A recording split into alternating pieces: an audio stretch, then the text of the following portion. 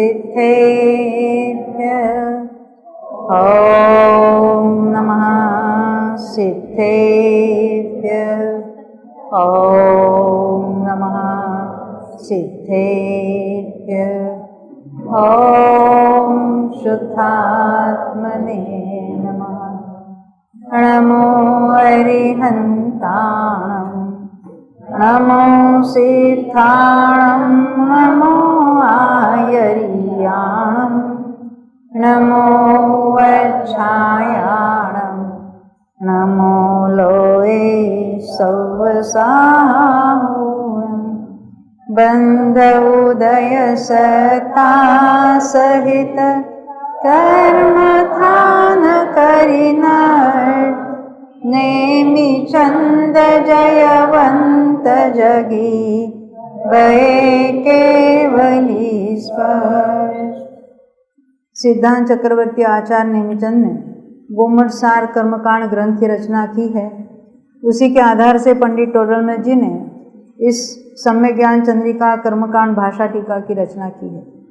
उसके आधार से यहाँ हम स्थान समुत्कीर्तन देख रहे हैं। इसमें से नाम कर्मों के बंध स्थानों के बाद अभी उसके उदय स्थानों की चर्चा कर रहे हैं। मेरी भाषा में इसके पैकेज होते हैं, नहीं समझते। बाकी सब आप दुनिया में भटकते हो, कहाँ घूमने जाते हैं, उसके पैकेज होते हैं ना। हाँ, अरे हॉस्पिटल के भी होते हैं। हाँ, ऐसा हुआ था मेरे भाई के बारे में। ओपन हार्ट सर्जरी और उनकी कुछ सर्जरी होनी है, तो ये इतना 8 दिन का पैकेज। तो जो कुछ ऑपरेशन किया, कुछ एडमिट किया, कुछ हुआ, 8 दिन के बाद जाओ घर।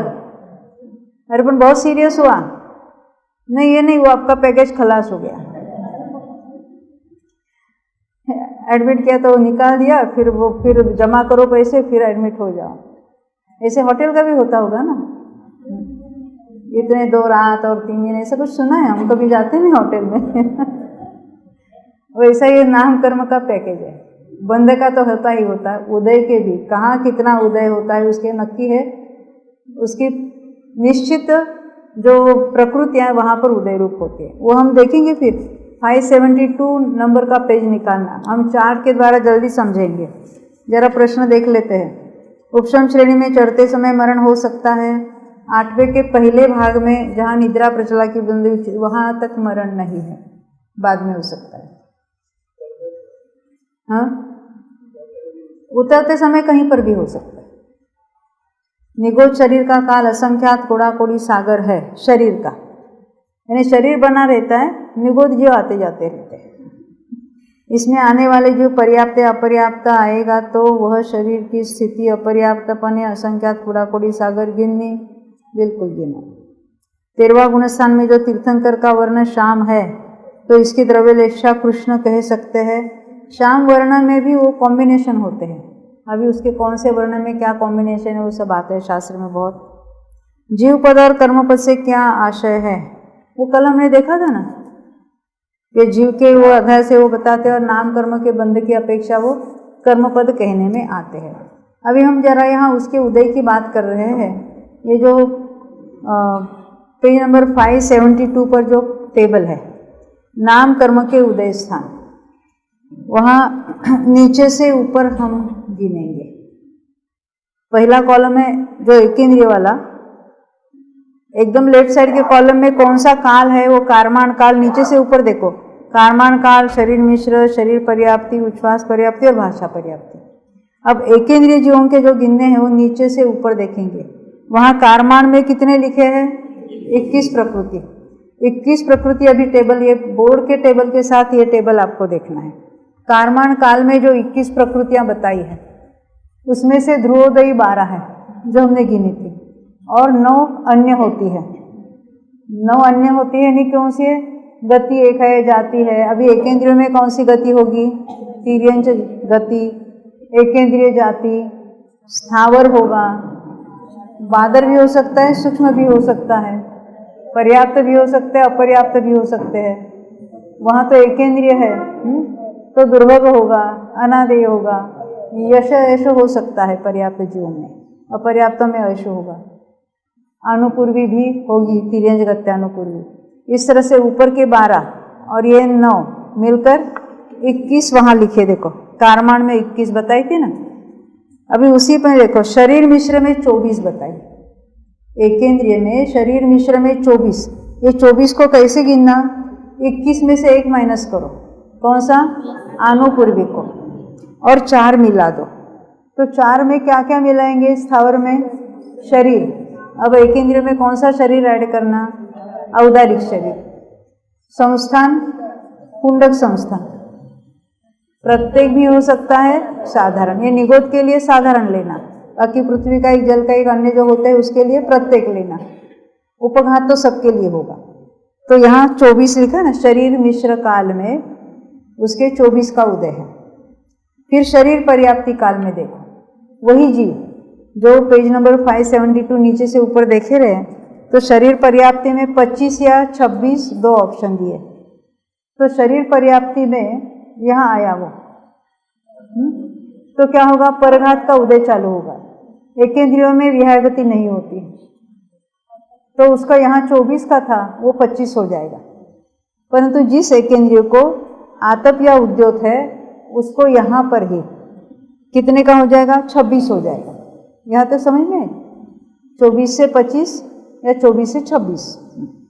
उसके ऊपर उच्छ्वास पर्याप्ति में जो 25 वाला था यहाँ पर, वो यहाँ 26 वाला हो जाएगा, और यहाँ ऊपर जो 26 वाला था वो 27 वाला होगा। एकेंद्रियों में तो इतने ही है, क्योंकि उसके भाषा पर्याप्ति काल नहीं होगा, उसके आगे जो आयु के अंत तक यही उच्छ्वास पर्याप्ति काल चलेगा। तो ये एकेंद्रिय के हमने देख लिए। दूसरे कॉलम में कौन सा नाम है आपके पुस्तक में, देव का। अब देव को भी विग्रह गति में हमने देखा था, ये ध्रुवोदयी और अन्य। अब देव के अनुसार उसके में वो गिनना कौन सी प्रकृतियाँ होगी, तो देखो ये तो सब तो ध्रुवोदयी है, गति में क्या लेंगे, देव गति, पंचेंद्रिय जाति। अब वो त्रस ही है, बादर ही है, पर्याप्त ही है ना, इस तरह से। तो उसमें सुभग कहेंगे, आदेय कहेंगे, पर यश यश का भेद है उनके लिए। और उसमें उदय में यश कीर्ति लेंगे, स्टार्टिंग में आनुपूर्वी लेंगे। इस तरह से उसके 21 हो जाएंगे। इसके बाद ऊपर कितना लिखा है, 25। ये त्रस है तो क्या होगा, कौन कौन सा उदय चालू होगा, एक तो शरीर, कौन सा, वैक्रिक शरीर होगा, हाँ, और क्या होगा, उपघात होगा, और क्या होगा, अंगोपांग होगा, और संस्थान, समचत्र संस्थान होगा। ये 4 ऐड हो गए, और क्या ऐड हो गए, प्रत्येक शरीर भी ऐड होगा, पर सहनन नहीं ऐड होगा, इसलिए कितने हो गए, यहाँ 25 हो गए। देव में 25 हो गए, और बाकी कोई होगा तो 26 हो जाते। द्विंद्रिय तीन्द्रिय वगैरह होते या मनुष्य होता तो 26 हो जाते। देवों में, आहारक शरीर में 25 हो जाते, क्योंकि उनके सहनन का उदय नहीं है, तो 25 बताए। शरीर पर्याप्ति में क्या होगा उनका, परघात और प्रशस्त विहारगति। देव है तो प्रशस्त विहारगति होगी, तो 25 वाला 27 पर आ जाएगा। 27 के बाद उच्छ्वास नामकर्म का उदय चालू होगा, 28 का हो जाएगा, और सुस्वर नामकर्म हो जाएगा तो 29 का हो जाएगा। तो ये 29 का उसका जो उदय है वो थ्रू आउट लाइफ टाइम तक चलेगा। तो मेरा प्रश्न है नीलेश भाई आपसे, देवगति का बंध किया था तो कितनी प्रकृतियां थी, देवगति का बंध किया था ना, तो कितने वाला था, देवगति युक्त वाला कितने का बंध था, भूल गए, हाँ 28 वाला था। अब यहाँ भाषा पर्याप्ति में 29 का उदय बहता है, ऐसा क्यों, हाँ हाँ बोलो बोलो, हाँ परंतु कौन सी जो बंधी वही तो उदय में आएगी ना, कौन सी बढ़ गई, समझ ना प्रश्न। देवगति युक्त कितने का बंध किया था, 28 का। अब यहाँ तो भाषा पर्याप्ति होते होते 29 का बंध किया, 29 का उदय है, हाँ परघात वहाँ बांधा था ना, अगर वो लघु उपघात परघात उच्छ्वास सब बांध देते, नहीं याद आ रहा। 29 में तो वैसे तो विहारगति भी ये भी नहीं लिया है, आनुपूर्वी भी नहीं लिया है, फिर भी 29 का उदय बताया है। देखो वहाँ स्थिर या अस्थिर लिया था, शुभ या अशुभ लिया था, उदय में दोनों ख्याल में आई ना, 2 बढ़ गई और अनुपूर्वी कम हुई है। बनते समय तो अनुपूर्वी भी बांधी थी।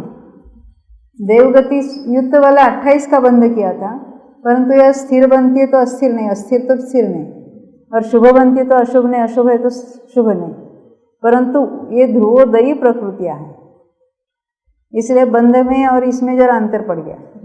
आगे बढ़ते हैं। अब नारकी की वही बात होगी, नारकी में और देव में कोई फर्क नहीं है, केवल प्रकृतियां कौन सी होगी, अप्रशस्त विहाय गति होगी, है ना, और दुस्वर होगा, और बाकी भी जो पहले जो 9 प्रकृतियां देखी थी हमने विग्रह गति में, उसमें भी वो दुर्भग, अनादेय, अयशस, कीर्ति, वो सब गिन लेना वहां पर। अब तिर्यंच की गिनते, देखो पुस्तक में देखना, तिर्यंच कहने से द्विंद्रियादि त्रसों को लिया, एक इंद्रिय की बात अलग देखते। अब ये त्रस में उसके भी विग्रह गति में नीचे 21 लिखा है, और बाद में कितना लिखा है तिर्यंच में, 26। तो 26 में क्या एक्स्ट्रा आया, वहाँ सहनन भी आया था, है ना,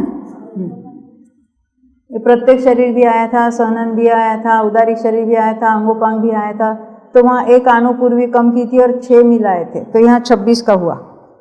26 के बाद 28 में आया तो क्या शुरू हुआ, परघात और विहाय गति, परंतु उसमें किसी को उद्योत हो सकता है तो उसको 28 से होगा, या किसी को 29 भी होगा। जो 28 वाला है वो उच्छ्वास पर्याप्ति में आते ही 29 हो जाएगा, जो उद्योत वाला पहले 29 था वो उच्छ्वास पर्याप्ति में 30 का हो जाएगा। अब जो उच्छ्वास पर्याप्ति में 29 है, उसका भाषा पर्याप्ति में क्या होगा, वो स्वर नाम कर्म का उदय चालू हो जाएगा, 29 वाला 30 होगा, और उद्योत वाला ऑलरेडी 30 का था, वो 21 हो। अब मनुष्य में जैसे सामान्य तिर्यंचों में देखा था, वैसे मनुष्यों में भी होगा। देखो नीचे 21 बताया कार्माण काल में, फिर 26 हो जाता है, फिर शरीर पर्याप्ति में 28, यहाँ कोई अन्य विकल्प नहीं है, परघात और विहाय गति 2 का उदय चालू हो गया, फिर उच्छ्वास नामकर्म का उदय चालू हो गया 29, और स्वर नामकर्म का हुआ तो 30। अब सामान्य केवली की बात है, सामान्य केवली को कार्माण काल में क्या विशेषता है, आनुपूर्वी का उदय नहीं है, तो हमने जो गिनी थी उसमें से 21 में से आनुपूर्वी पहले बात कर देना तो 20 हो जाएगी, 20 के बाद वो 26 तो वही होता है जैसे सामान्य मनुष्य में देखा था।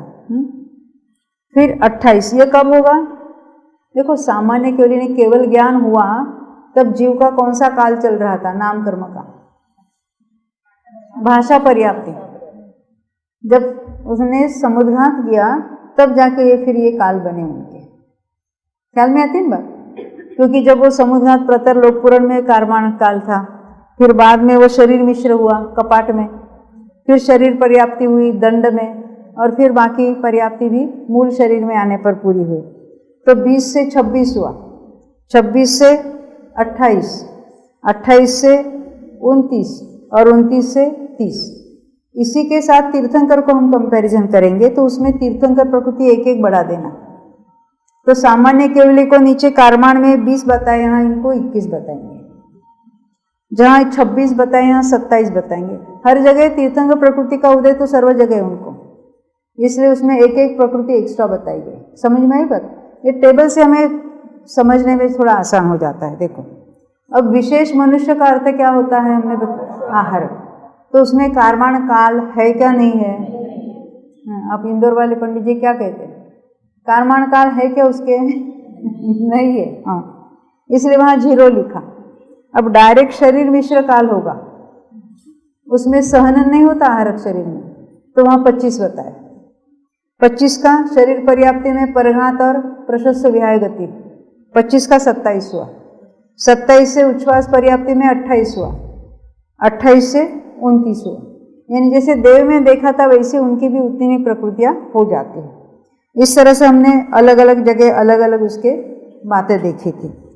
अब जो अयोग केवली में वो 9 और 8 वाला जो वहाँ स्थान पाया जाता है, अयोग केवली में हो जाता है, क्योंकि उनके वो उदय की बात है ना, कितने प्रकृतियों का उदय है, तो वहाँ नाम कर्म की तीर्थंकर वाले को 9 होगी और बाकी सामान्य के 8 होगी। हमने जो पहले पूरी टोटल देखी थी, वेदिनी, आयु और गोत्र सहित हमने वो 12 कही थी जो उदय की विक्षिप्ति में। यहाँ केवल नाम कर्म की बात हमको देखनी थी। हाँ,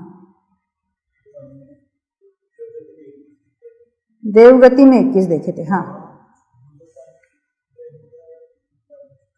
नहीं, शुभग का होगा, देवों में शुभग का होगा, आदेय का होगा। तिर्यंश में सब पॉसिबिलिटीज है। तिर्यंश में भी जो चतुरिंद्रिय तत्व तो दुर्भोग लेना, और पंचेंद्रिय में सब ऑप्शन लेना। ऐसे ही सहनन में भी ऑप्शन चतुरिंद्रिय तत्व तो असंप्राप्त रूपाटी का सहनन लेना। पंचेंद्रियों में 6 सहनन 6 संस्थान ले सकते हैं। यानी इन सबकी चर्चा पुस्तक में की है, जिसको हम भंग कहते हैं। भंगे ने कौन कौन सी प्रकृतियाँ बदलने से क्या क्या पॉसिबिलिटीज होगी, वो बहुत, हाँ, कॉम्बिनेशन बहुत विस्तार से बताए। पर हमें बेसिक मूल में समझना है कि नाम कर्म में क्रम से कुछ प्रकृतियों का उदय शुरू हो जाता है। सभी प्रकृतियों का उदय शुरू होगा तो वो काल अभी मरण तक वैसा ही चलेगा, ये उसका अर्थ होता है। बाकी मोहनीय में तो गुणस्थान के अनुसार था, उसके ऐसा नहीं कि मोहनीय में इतना उदय तो लाइफ टाइम तक इतना होगा, ऐसा नहीं था। नाम कर्म जैसा नहीं है, उसमें तो गुणस्थान के अनुसार उदय का क्रम था। ख्याल में आते हैं बात? तो ये हमने नाम कर्म के उदय की बारे में बात देखी। अब ये कहाँ कितने हो सकते हैं, उसे सारे भंग यहाँ 575 और आगे सब जगह बताया है।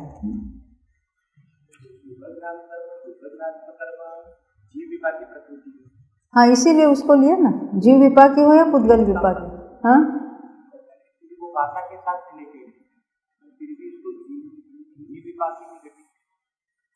देखो, ये जीव विपाकी ने जीव को उसको फल बताया, बस इतना ही।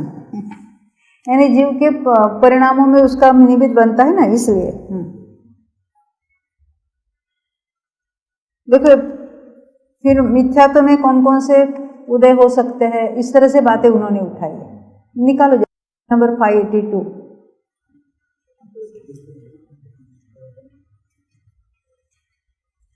ये उसमें भंग ही बताई, इतने भंगों में डिटेल में जाने की जरूरत नहीं है।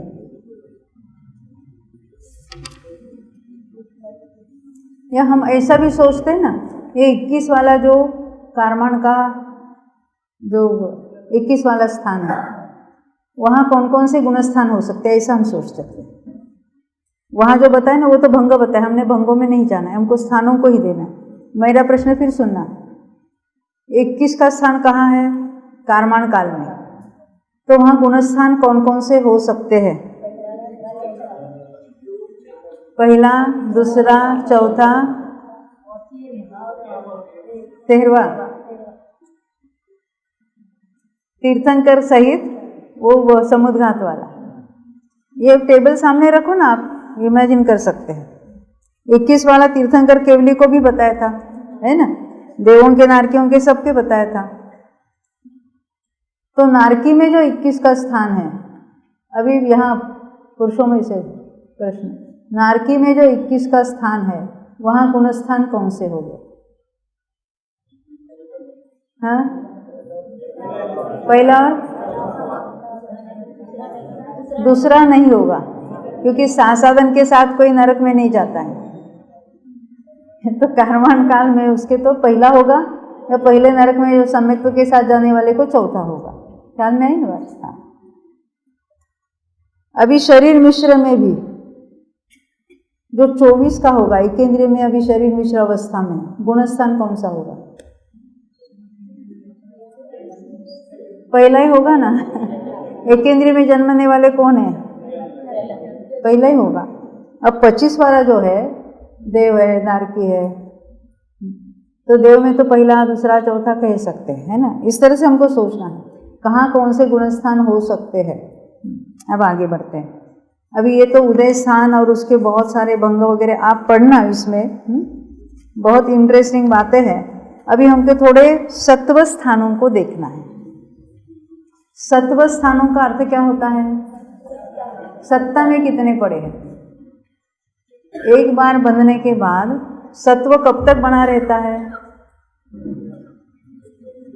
हाँ, या तो उद्वेलना होनी चाहिए या तो क्षय होना चाहिए। यानी उदय रूप होकर नष्ट हो जाए, ऐसा कभी नहीं होगा। फिर से सुनना, सत्व स्थान यानी सत्ता में कितनी प्रकृतियाँ। तो मैंने ये पूछा था किसी प्रकृति का बंध हुआ और वो सत्ता में है तो कब तक रह सकती है?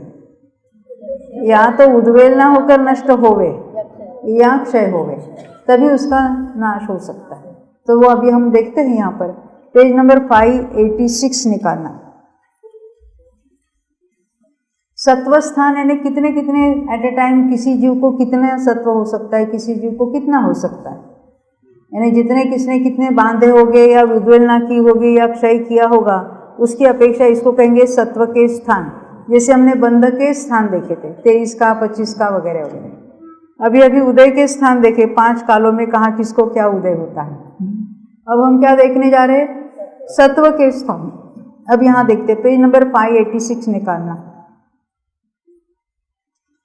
देखो ये 609 की टीका नीचे, यानी कौन कौन से सत्व कितने प्रकृतियों का वो ग्रुप होगा। यहाँ केवल नंबर दिखे हैं और वो कौन सी प्रकृतियाँ क्या है वो बाद में बताएंगे। 93, 92, 91, 90, 88, 84, 82, 80, 79, 78, 77, 10 और 9 प्रकृति रूप नाम कर्म के सत्व स्थान 13 है। तो ये तो कुछ बोध नहीं हुआ, तो अभी वो बताएंगे यहाँ पेज नंबर 587 पर। नाम कर्म की सर्व प्रकृति रूप 93 का स्थान है। नाम कर्म की बात है, हम या 148 या 120 या उसका अभी हमको कुछ संबंध नहीं, अन्य प्रकृतियों से कुछ लेना देना नहीं। वो पूरे सत्व स्थान हमने देख लिए थे, उसकी बात यहाँ नहीं हो रही है। जैसे 148 का हो सकता है 100, वो तो हमने पहले देखा था। अभी मात्र नाम कर्म की बात देखना है। नाम कर्म की प्रकृतियाँ कितनी है? 93। तो सभी प्रकृतियों किसी के सत्ता में होगी क्या नहीं होगी? किसके होगी? जिसने तीर्थंकर भी और आहारक प्रकृति भी बांधी, उसका अर्थ समझते हैं?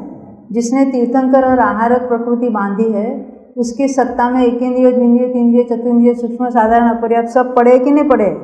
उसका अर्थ क्या है? 93 की सत्ता है, उसका अर्थ क्या है? यानी तीर्थंकर और आहारक बांधने वाले के भी पूर्व भवों में कभी, अरे असंख्यात भवों में जितना बांधा है वहाँ पड़ा है। अभी ख्याल में आते हैं बस सत्व स्थान से क्या सिद्ध होता है? अरे हाँ, इतनी प्रशस्त प्रकृति बांधी, हाँ पण पहले बांधी हुई वहाँ पड़ी है, उसका उदय नहीं हो रहा है वो ठीक है, पर सत्ता में है कि नहीं है इतनी बात देखनी।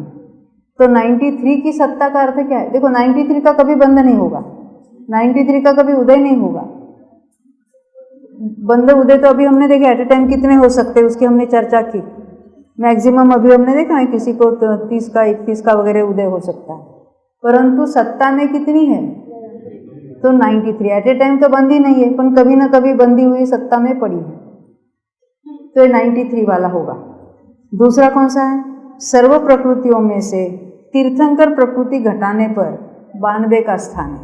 यानी ऐसे जीव है तीर्थंकर प्रकृति बांधी नहीं है पर आहार द्विक को बांधा है, तो उसकी सत्ता में कितनी प्रकृतियाँ हैं? 92। समझ में आती है बात? ये आसान है बात, क्योंकि 93 हमने टोटल गिनी थी, सबकी जिसके सत्ता में है वो 93 वाला है, जिसने तीर्थंकर प्रकृति का बंध ही नहीं किया है। ऐसा कोई होगा कि जिस पहले बांधी थी और बाद में नष्ट हो गई? उद्वेलना वगैरह क्यों? ऐसा कोई नहीं है। जिसने तीर्थंकर प्रकृति बांधी है वो तो नियम से तीर्थंकर होगा ही होगा, उसकी सत्ता में वो से नष्ट नहीं होने वाली। तो ये 92 का देखा। आहारक द्विक घटने पर, यानी तीर्थंकर प्रकृति बांधी है पर उस जीव ने आहारक का बंध किया ही नहीं है। ये जरूरी नहीं कि 7वें में 8वें में गया तो आहारक प्रकृति बांधनी चाहिए, तो उसने आहारक का बंध किया नहीं है, तो उसकी कितनी होगी सत्ता में? 91। हाँ, तो उसके 91 का स्थान है। और कोई ऐसे भी जीव हो गए तीर्थंकर प्रकृति का भी बंध नहीं किया है और आहारक भी नहीं बांधा है, तो उसके 90 का स्थान है। यहाँ तक समझ में आई बात? तो 90 सहित वो श्रेणी भी चढ़ सकता है, और 90 तो नीचे के गुण स्थानों में कहीं पर भी वो 90 का स्थान हो सकता है उसको। उस 90 के स्थान में, अब जो 90 के स्थान वाला है, अलग अलग पॉसिबिलिटी बताए ना, पहले कौन कौन से बताए? अभी हमने देखे थे यहाँ पर 93, 92, 91 और 90। उसके बाद नंबर क्या लिखा था वहाँ? 88, 88। 88 कैसे हो सकता है, वो अभी बता रहे हैं। तो जिसके सत्ता में 90 है, अब देखो उस 90 के स्थान में देवगति और देवगत्यानुपूर्वी की उद्वेलना होने पर, उद्वेलना का अर्थ क्या था, हमने देखा था, उल्टा संक्रमण होकर नष्ट हो जाता है। वो कब होगा? एकेंद्रिय आदि में चले जाते ना, जहाँ इसका बंध नहीं है, एकेंद्रिय, द्विंद्रिय, तीन्द्रिय, चतुरेंद्रिय, तो वहाँ लंबे काल तक चलते हैं। तो वहाँ तो देवगति जो बांधी हुई वहाँ लेके गया है वो पूर्ण नष्ट हो जाती है, उल्टा संक्रमण करके अन्य प्रकृति रूप होकर नष्ट हो जाती है, उसको कहते हैं उद्वेलना। तो 90 वाला था, ये 2 चली गई, कितने रह गई? 88 रह गई। हाँ,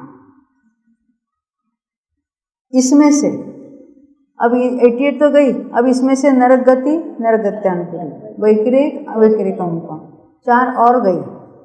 तो 88 में से और 4 गई, कितने रह गई? हाँ, 84। इसमें से भी क्योंकि वो उद्वेलना भी उसका क्रम बताया, और मनुष्य गति की उद्वेलना कौन करेगा? मात्र वायु का एक और अग्नि का एक। तो मनुष्य द्विक की उद्वेलना होने पर ये उच्च गोत्र को क्यों छोड़ा? हाँ, गोत्र कर्म है हम नाम कर्म की बात कर रहे हैं यहाँ पर तो मनुष्य द्विक की उद्वेलना हुई, तो कितने रह गए? 82। फिर से देखो, 90 वाला था, देव की 2 गई, 88 हुआ। नरक गति के साथ वो वैक्रिक गए, वो 4 गए, तो 84 का हुआ। मनुष्य की 2 गई, 82 वाला, यानी मिनिमम ये 82 वाला ये हो सकता है। अभी ये तो संसार अवस्था में इतनी हो जाएगी।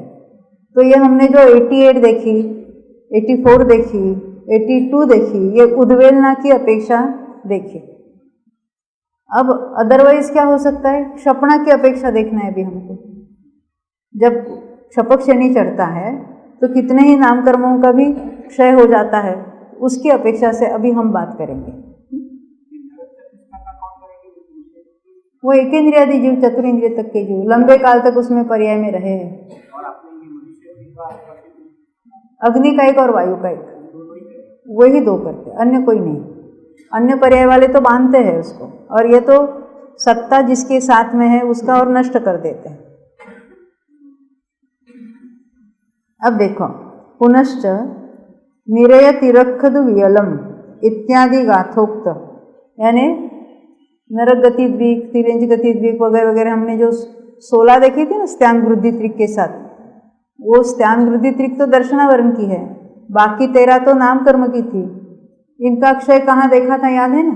90वें गुणस्थान में, जहाँ हमने सामान्य से सभी कर्मों का सत्व देखा था। तो जहाँ 16 का क्षय होता है उसमें 16 में से 13 नाम कर्म की है, तो ये 13 नाम कर्म का क्षय हो जाता है। तो देखो, ऐसे अनिवृत्तिकरण में क्षय हुई 13 प्रकृति। अभी मूल में हमने बेसिक कितने देखे थे? कोई 93 वाला है, कोई 92 वाला है, कोई 91 वाला है और कोई 90 वाला है। तो इसमें से 13 का क्षय करने वाले कौन हो गए? 93 वाले 13 का करेंगे या 90 वाले करेंगे? अरे सभी करेंगे तीर्थंकर की सत्ता वाला हो या बिना सत्ता वाला हो, ये जो 13 का क्षय तो सभी जीव करेंगे 90वें गुणस्थान में आने पर। तो हर एक में से 13 माइनस करना है। तो 93 में से घटने पर 80 का स्थान होता है। अभी जरा आप टेबल देखना, ये बोर्ड पर देखना। पहले हमने यहाँ 2 बातें बताई, क्षय की अपेक्षा और नीचे उद्वेलना की अपेक्षा। मूल में बेसिकली हमने 4 स्थान देखे थे, सर्व प्रकृति रूप 93 का, इसमें तीर्थंकर भी है और आहारक भी है। तीर्थंकर रहित है वो 92 वाला, 92 का। आहारक भी रहित है परंतु तीर्थंकर सहित है, तो 91 का हुआ। और ये इसमें तीर्थंकर भी नहीं और आहारक भी नहीं है, तो 90 का। और अभी हमने उद्वेलना की बात देखी थी, जब देव की उद्वेलना होती तो 93 में से 2 गए तो 88 रहे, 28 में से 4 गए तो 84 रहे, 84 में से और 2 गए तो 82 रहे। ये उद्वेलना की अपेक्षा से देखे थे स्थान। अभी हमको क्षपणा की अपेक्षा से देखना है। तो ये जो 4 अलग अलग सत्ता वाले जीव है वो जब 90 गुण स्थान में आते हैं तो 13 प्रकृतियों का क्षय करते हैं।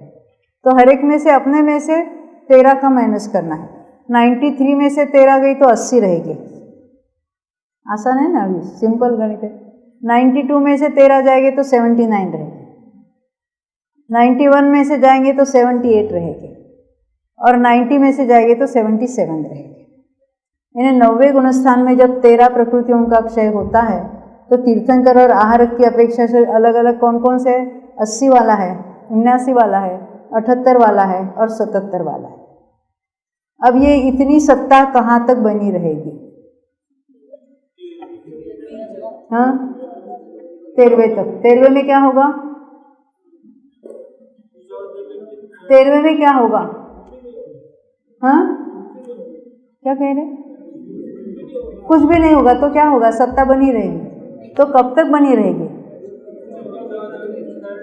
हाँ,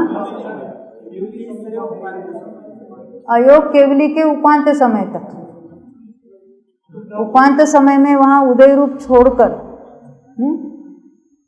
और वह अनुपूर्वी छोड़कर बाकी सबका यहाँ क्षय हो जाएगा। तो 80 में से कितनी जाएगी? तो 10 रहेगी, 70 जाएगी। और यह 79 में से 70 जाएगी तो 9 जाएगी। 78 में से ये इसका क्या हिसाब है? इसका क्या हिसाब है? क्यों? ये कौन सा था? आहारक द्विक से रहित ही था। जो रहित ही था तो उसकी क्या वो क्षपणा करेगा? तो रहित ही था तो उसने 8 ही घटाए। उसमें सत्ता में थी ही नहीं तो क्षय कैसा करेगा? इसकी सत्ता में था तो उसने 70 का क्षय किया। इसमें भी किया। तीर्थंकर की सहित वाला है, तीर्थंकर रहित वाला है। और यहाँ उसने आहारक थे ही नहीं और यहाँ वो तो नहीं थे तो इसके भी 9 रह गए। तो ये तीर्थंकर की सत्ता वाले के 10 रह गए अंतिम समय में और बाकी के 9 रह गए। ये उसका अर्थ होता है। घोटाला हो रहा है, नहीं समझ में। तो कितने 85 प्रकृति रही थी टोटल, उसमें से कितने का नाश करता है? 72। तो यहाँ 70 क्यों कहा? हाँ, अन्य कर्म। कौन से अन्य कर्म थे? एक नीच गोत्र और एक जो वेदनीय जो उदय रूप नहीं था, उसको मिलाकर 72 कही थी। बाकी नाम कर्म की तो 70 प्रकृतियाँ हैं, उनका क्षय हुआ। तो उदय रूप हमने देखे ना, अभी उदय के स्थान देखे थे। उदय के स्थान में कौन से 2 स्थान देखे थे अयोगी के? 9 और 8। तीर्थंकर वाले के 9 और सामान्य के 8। और यहाँ 10 और 9 कह रहे, क्यों? अनुपूर्वी का उदय नहीं है परंतु सत्ता में अंतिम समय तक है तो उसका क्षय यहाँ पर हो जाएगा। उसकी सत्ता है ना, अनुपूर्वी की सत्ता है। उदय तो होगा ही नहीं, उसका उदय तो विग्रह गति में जब होता है तब होता है। पर यहाँ तक उसकी सत्ता है। जैसे मनुष्य गति की सत्ता है वैसे अनुपूर्वी की भी सत्ता है। तो अंतिम समय में वो सत्ता में है तो सत्व स्थान में गिना है और नेक्स्ट समय में तो सबका नाश करके सिद्ध हो जाएगा। ख्याल में आती है ना बात? थोड़ा देखो, यहाँ पर पढ़ेंगे हम पेज नंबर 587 पुस्तक में ऐसे पढ़ते। देखो 93 का स्थान, नीचे का पैराग्राफ, 93 का स्थान सर्व प्रकृति रूप। अभी राइट साइड में 92 का स्थान तीर्थंकर रहित, यानी अन्य सभी है परंतु तीर्थंकर प्रकृति नहीं है। 91 का स्थान आहारक द्विक रहित, तीर्थंकर है और आहारक द्विक नहीं है। यानी 93 में से 2 नहीं है तो 91 वाला लिया। 90 का स्थान तीर्थंकर और द्विक रहित, जो हमने पहली लाइन में लिखा था 93, 92, 91 और 90, वही बात यहाँ बता रहे। 88 का स्थान तीर्थंकर आहारक द्विक और देवद्विक रहित, क्योंकि वो तीर्थंकर वाला क्यों जाएगा एक इंद्रिय में? तो एक इंद्रिय में जाने वाला 90 की सत्ता वाला था और वहाँ जाने पर उन्होंने उनकी उद्वेलना की, देवगति और द्विज उसके अनुपूर्वी की। 84 का स्थान तीर्थंकर, आहारक द्वीप, देव द्वीप और नरक चतुष्क रही। चतुष्क समझते हैं ना? देखो वैक्रिक अंगोपांग को देवगति के साथ नहीं लिया, क्यों? नरक गति के साथ बाकी रखना है ना उसको, इसलिए उसके साथ उसको खिपाया उसने, उद्वेलना कर दी। अब उसके बाद मनुष्य द्वीप को भी लेना, तो 84 था, अब मनुष्य द्वीप भी जाएगा तो 82 की सत्ता वाला हो जाएगा। वो 82 की सत्ता वाला फिर पंचेंद्रियादि में आ जाएगा, अन्य वायु का एक में से बाहर निकलेगा तो फिर मनुष्य गति बांधेगा, तो उसकी सत्ता में फिर 84 हो जाएगी और पंचेंद्रिय हो जाएगा, देवगति नरगति बांधने लगेगा, फिर 90 वाला हो जाएगा। ख्याल में है ना? वो तो ये 82 की पोजीशन कायम तो रहने वाली नहीं है, उस विशिष्ट पर्याय में होगी, कुछ काल तक रहेगी ना, भले असंख्यात लोक प्रमाण काल तक वो अग्नि का एक वायु का एक में रहा, तब तक उसकी इतनी सत्ता रही, ऐसा हो सकता है। हाँ, अब आगे देखते हैं। 82 का स्थान पढ़ लिया हमने। अब 80 का स्थान कब होगा? वो 90 गुणस्थान में 13 प्रकृतियों का क्षय होता है तब, तो 93 वाले में से उसमें से 13 गए, 80 रह गए। अब देखो 588 पर 79 का स्थान 13 और तीर्थंकर रहित, यानी वो हमने देखा था ना 92 था, उसमें से 13 गए, तो यहाँ पर 79 रह गए। 78 का स्थान 13 और आहार द्वीप से रहित, यानी आहार द्वीप से रहित ही था, उसमें से हमने 13 और माइनस कर दिया। 77 का स्थान वो 90 वाला था, उसमें से 13 गए, 13 और तीर्थंकर आहार द्वीप रहित। अब 10 का स्थान तीर्थंकर अयोगी के अंत समय सत्तारूप, तो यहाँ 10 2 बार लिखा है, परंतु उसमें क्या लिखा है? अंत समय में है। पहले उसको आहार द्वीप था या नहीं था, जिसके था उसने क्षय कर दिया, जिसके नहीं था तो सवाल ही नहीं है, इसलिए 10 वाला स्थान तीर्थंकर को और 9 वाला सामान्य के लिए। उसके भी पहले आहारक था कि नहीं था उसे मतलब नहीं, जिसका था उसने क्षय कर दिया, जिसके नहीं था उसने कुछ नहीं किया, इसलिए किसी ने 70 प्रकृति पाई और किसी ने यानी 80 में से ना 70 गई तो 10 रही थी, इस तरह से उसका अर्थ होता है। अब 9 का स्थान सामान्य केवली अयोग केवली के अंत समय सत्तारूप। अंत समय क्यों कहा? क्योंकि ये सब इतनी 70 प्रकृतियाँ क्षय हुई है, वो उपांत समय में क्षय हुई है, तब तक उसकी सत्ता थी। कितनी इसमें से अनुदय रूपी है ना, अभी नीच गोत्र था, उसका तो उदय कब का रुका था? कब से रुका था? उदय विच्छिति कहाँ हुई थी? 5वें में हुए थे, पर तब से सत्ता में पड़ा था, तो उसका क्षय कब हुआ? अयोगी के उपांत समय में। ऐसे कितनी प्रकृतियाँ यहाँ पड़ी थी, वो सब यहाँ आकर यहाँ क्षय हो गए, ये इसका अर्थ होता है।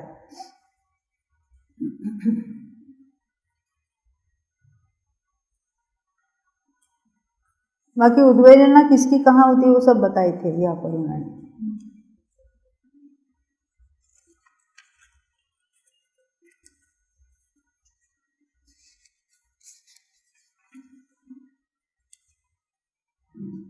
देखो पेज नंबर 593,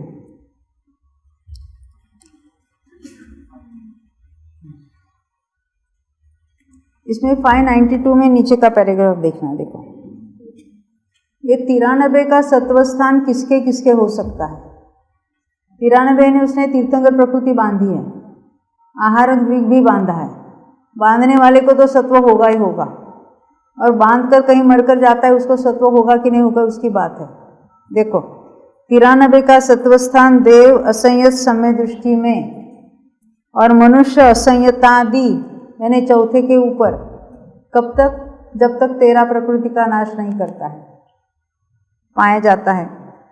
तो तीर्थंकर प्रकृति बांधने वाला नरक में भी जाता है ना, यहाँ उसको क्यों नहीं दिया?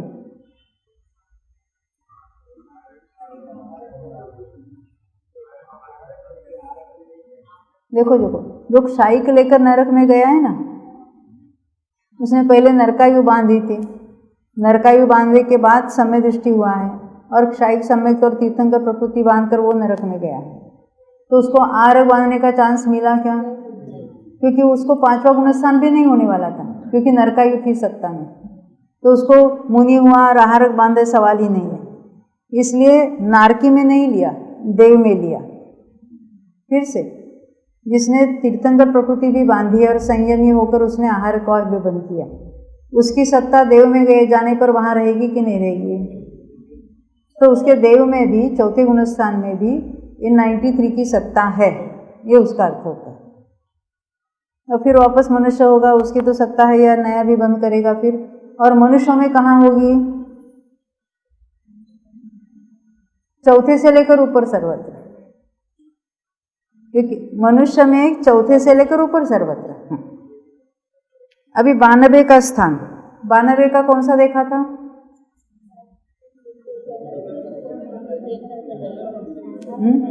तीर्थंकर सहित वाला है ना, 92 वाला तीर्थंकर रहित और आहारक सहित।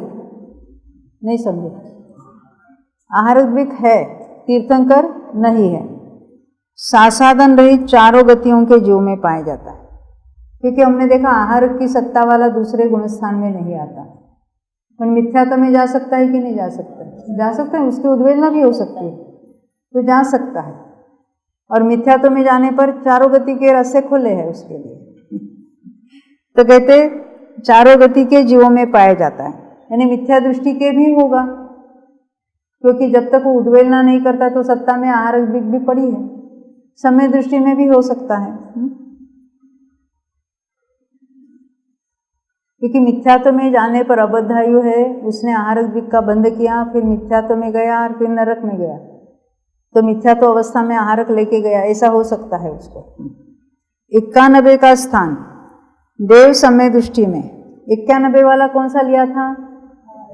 आहारक से रहित है पर तीर्थंकर से सहित है, देव समय दृष्टि में, तथा मनुष्य नारकी समय दृष्टि में।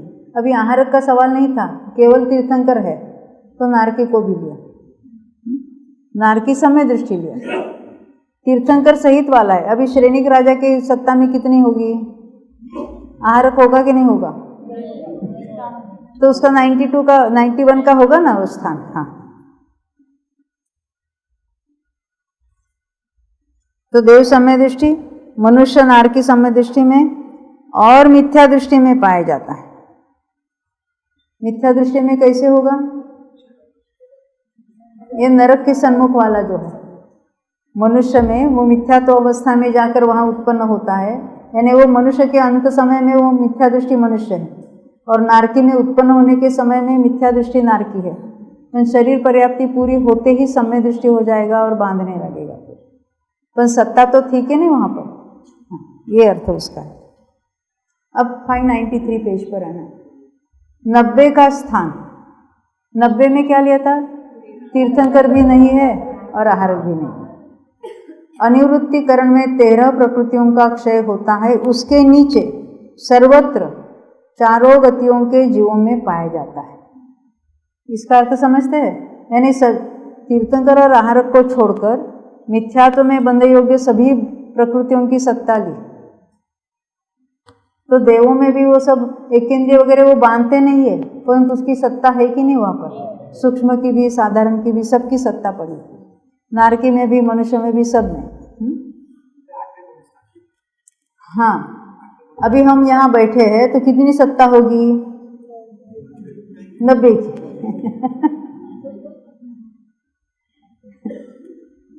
पुनश्च 88, 84 के दोनों स्थान, 88 वाला कौन सा था? देवगति की उद्वेलना करने वाला, और 84 वो नरक चतुष्पदी। तिर्यंच या मनुष्य मिथ्या दृष्टि में ही पाए जाते हैं, क्योंकि देव देवगति की उद्वेलना क्यों करेगा? देव नरक गति की उद्वेलना क्यों करेगा? है ना, वो मिथ्या दृष्टि उसकी उद्वेलना करेगा। क्योंकि सपदे उत्पन्न ठाणे वे इस गाथा से एकेंद्रियादि में जहाँ देवद्विकादि की उद्वेलना होती है, वहाँ भी ऐसी सत्ता पाई जाती है। सपदे उत्पन्न ठाणे वे का अर्थ क्या है?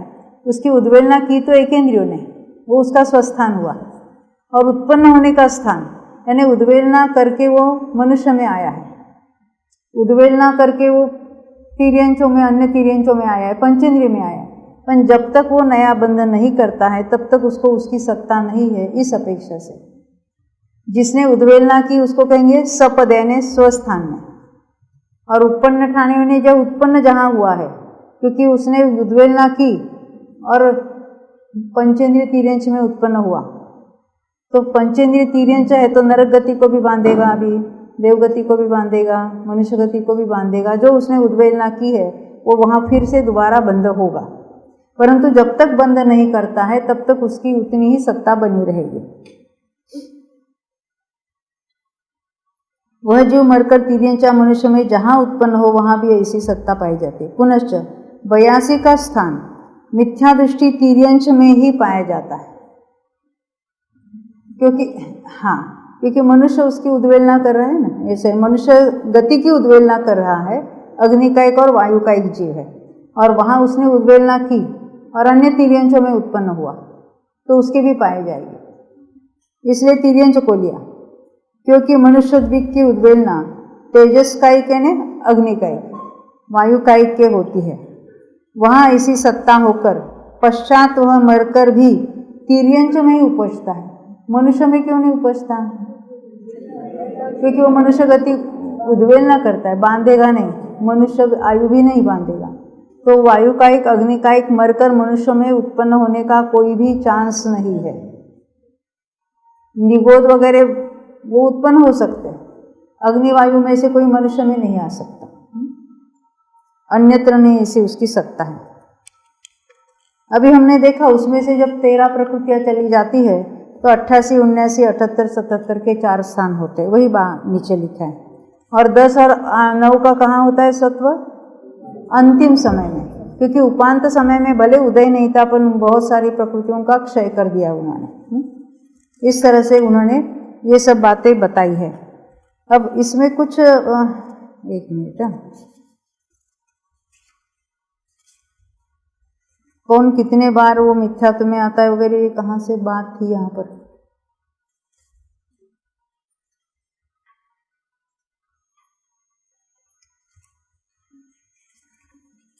इसमें तो आगे चलकर इतनी बातें हैं कि कॉम्बिनेशंस, कौन से बंध होते हुए उदय और सत्व कौन सा हो सकता है, कौन सा बंध उदय होते हुए सत्व कौन सा है, कौन से सत्व में बंध कौन सा है, बहुत सारे कॉम्बिनेशन वगैरह वगैरह बताए उन्होंने।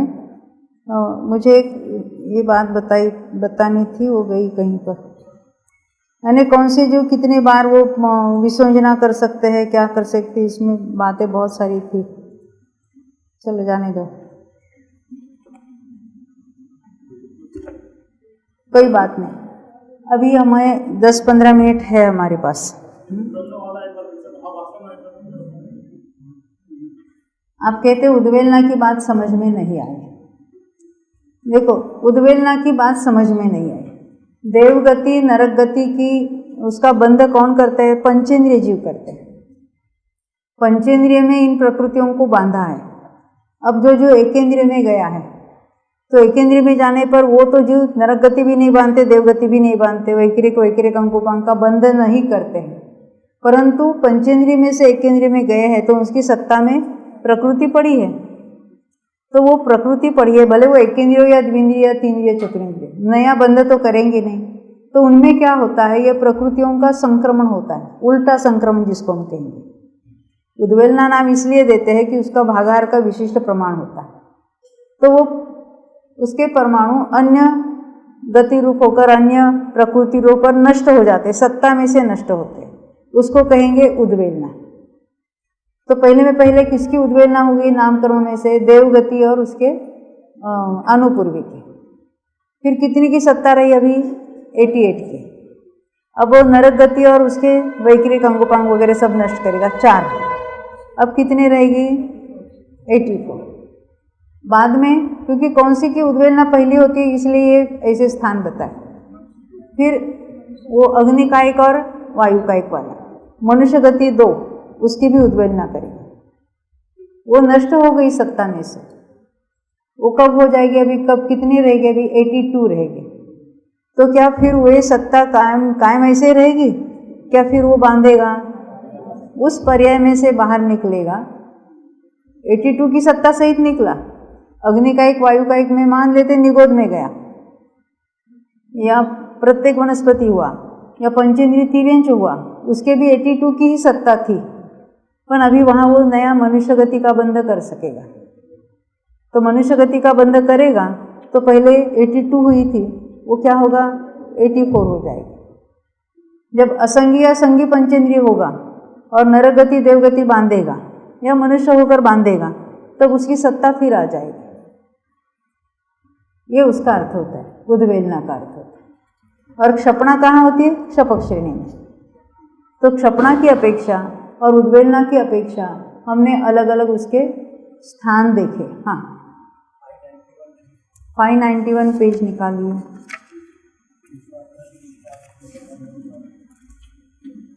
हाँ, मुझे यही बताना था, बहुत अच्छा।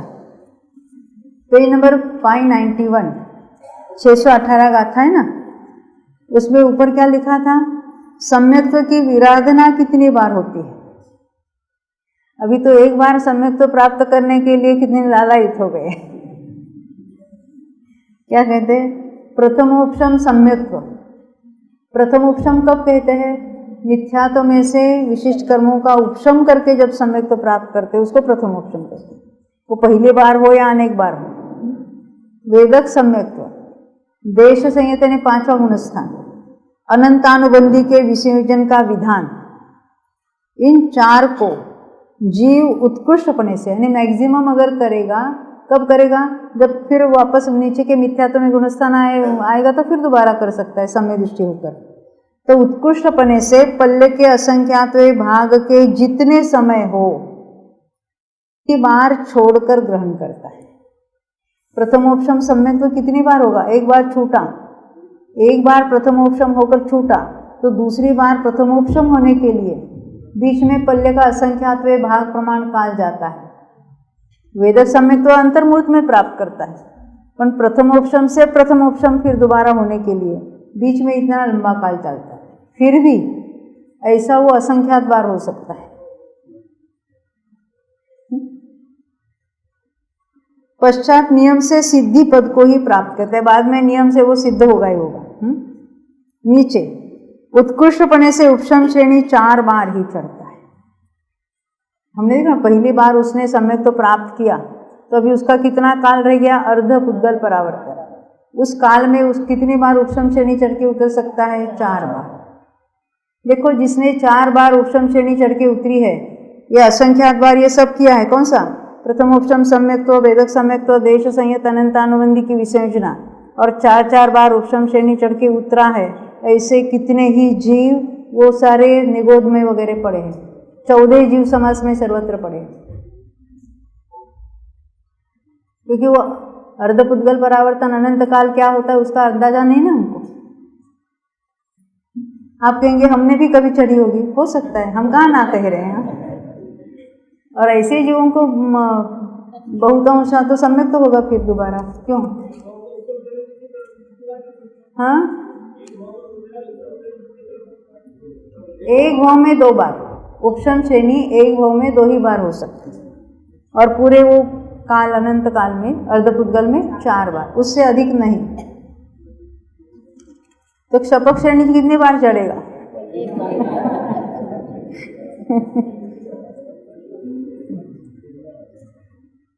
देखो, सकल संयम को उत्कृष्टपने से 32 बार ही धारण करता है, यानी जिसको भावलिंगी मुनि कहते हैं। एक बार होकर छूट गया, हो सकता है मिथ्या तो नहीं गए, पर ऐसे मैक्सिमम कितनी बार होगा? तो 32 बार होता है।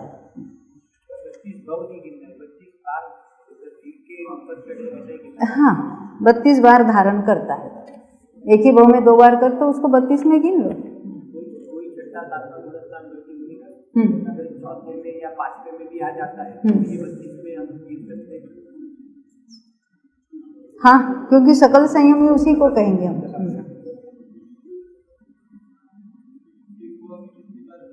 एक भाव में क्या?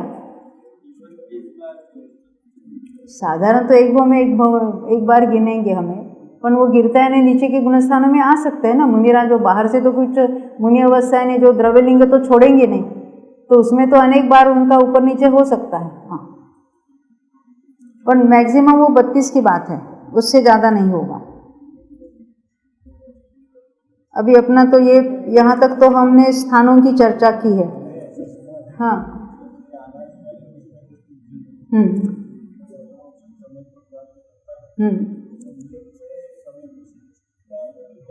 हाँ, देखो ये प्रश्न है कि जो अनादिकालीन मिथ्या दृष्टि है, सबसे पहले कौन सा सम्यक तो प्राप्त करेगा? प्रथमोपशम। उसका काल कितना है? अंतर्मूल। तो उसके बाद वो नियम से मिथ्यात्व में आता है। ऐसे जयधौला में भी बताया है, लाठी संहिता में भी बताया है, अमित गति आचार्य ने भी बताया है। क्योंकि फिर इमीडिएटली वो अंतर्मूर्त में फिर सम्यक तो प्राप्त तो कर ही सकता है और उसी भाव में मोक्ष भी जा सकता है। अनादि मिथ्या दृष्टि जीव उसी भाव में सम्यक तो प्राप्त किया, नीचे गिर गए अंतर्मूर्त में, फिर प्राप्त किया और मोक्ष भी जा सकता है। परंतु ये किसके लिए? पहली बार प्रथमोपशम करने वाले के लिए बात है। पर प्रथमोपशम करता है इसलिए वो गिरता ही ऐसा नहीं है, क्योंकि हमने देखा ना असंख्यात बार प्रथमोपशम कर सकता है। तो प्रथमोपशम के बाद उसके कौन सा भी रास्ता, वो सूक्ष्म समय दृष्टि हो जाएगा, हो सकता है तीसरे गुणस्थान में आ जाएगा, हो सकता है उसके काल में अनंतानुबंधी का उदय हो गया तो दूसरे में आ जाएगा, और या उपशम समय के बाद वो मिथ्यात्व में आ जाएगा। कुछ भी हो सकता है उसके लिए।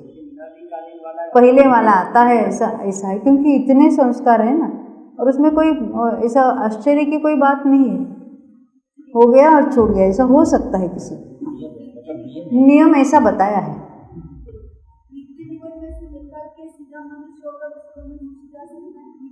नित्य की बात आती नहीं, पर बादर निगोद की बात आती है। बादर निगोद जा सकता है। अब वो नित्य है कि नहीं, ऐसा नित्य का अलग से उल्लेख तो नहीं आता, पर बादर का आता है। सूक्ष्म में से निकला हुआ केवल ज्ञान को प्राप्त नहीं करेगा, मुनि अवस्था धारण कर सकता है, परंतु बादर में से निकला हुआ मोक्ष जा सकता है। हाँ, देशना 3 भव तक की नहीं है, यानी जो देशना मिली है ना, नहीं समझे? हाँ, देशना किसकी कहलाती है? ये कहते हैं ज्ञानी की देशना होती है। वो स्वयं तीर्थंकर हो, गणधर आचार्य हो, अन्य आचार्य हो, मुनिराज हो, 5वें या 4थे गुणस्थान वाले हो, यानी ज्ञानी है जिन्होंने आत्मानुभव किया है और वो आत्मानुभव संबंधी उपदेश दे रहे हैं। वो पैसे कैसे कमाना, युद्ध कैसे करना, वो समय दृष्टि बताएगी ना अपने बच्चों को, उसको देशना नहीं कहेंगे। ये जो मोक्ष मार्ग संबंधी जो उसका उपदेश है, द्रव्यानुयोग के सिद्धांत है, अन्य भी जो बातें, उसको देशना कहेंगे। पर देशना तो ज्ञानी की ही होती है, वो नियम सार में लिखा है। हाँ, बताया कि नित्य निगोद में से निकलकर, लेकिन बादर निगोद में से निकलकर वही मतलब कि मोक्ष में जा सकता है। हाँ, तो नित्य निगोद में से निकलकर ऐसा कहीं कथन नहीं है। के अंदर इस प्रकार नित्य की बात लिखिए। हाँ, क्योंकि उसमें नित्य हो या इतर हो, उसमें और बादर जो है तो सूक्ष्म वाला नहीं जा सकता, सूक्ष्म वाला केवल ज्ञान नहीं प्राप्त करेगा, संयमी हो सकता है। हाँ, चलो अभी अपना समय हो गया है और शिविर की भी यहाँ पर संपूर्णता हो जाती है। ये जो आपने बताया तो वो इंद्रिय वाला ही करेगा, जैसे आपने कहा अग्निकाय वायुकाय, वो अग्निकाय वायुकाय तो एक इंद्रिय, पर इनकी तो चतुरिंद्रिय तक की जो करेंगे। हाँ, यहीं रुकेंगे अभी हम। बोलो 24 भगवान की जय।